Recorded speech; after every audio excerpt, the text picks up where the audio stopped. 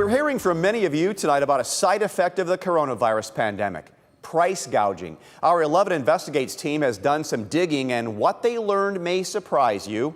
Here's Tyler Paley. How much is a roll of toilet paper worth? Well, it can depend on supply and demand, and perhaps how much you need it at any given time.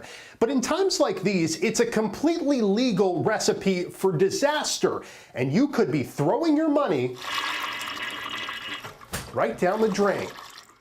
People do funny things for money. State records provided to 11 Investigates outline more than 400 price gouging complaints lodged to the Ohio Attorney General's office in the last month, more than half of them categorized as coronavirus related. So is that a lot? It's too much. The idea that people are taking advantage of their neighbors in this crisis is something that is disturbing. 11 Investigates spoke with several people from around the Toledo metro area who say they've witnessed the sharp price increases firsthand. Items like toilet paper, hand sanitizer, even drinking water. When I see somebody that's charging, $10 for a roll of toilet paper, or is trying to get $10 for an N95 mask just because they went out and bought a whole bunch of them early on. That's not right. It may not be right, but it's legal.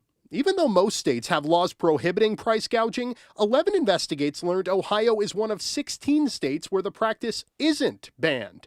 There is one related law in the Buckeye State which says no supplier shall commit an unconscionable act or practice in connection with a consumer transaction. I do think that the laws could be improved here in Ohio. So does State Senator Teresa Gavarone. There are senators who are going to soon be introducing legislation to address the issue of price gouging in Ohio. And actually, I read over the legislation yesterday. I'm going to be co-sponsoring that. I think we do need to protect consumers, especially in the time of an emergency like this. Gavarone wouldn't commit to a time frame for that legislation, only saying it would be introduced soon after lawmakers return to Columbus. A glimmer of hope for Ohio's top cop with a simple message for price gougers. There's no room for predators. Reporting tonight, Tyler Paley, WTOL 11.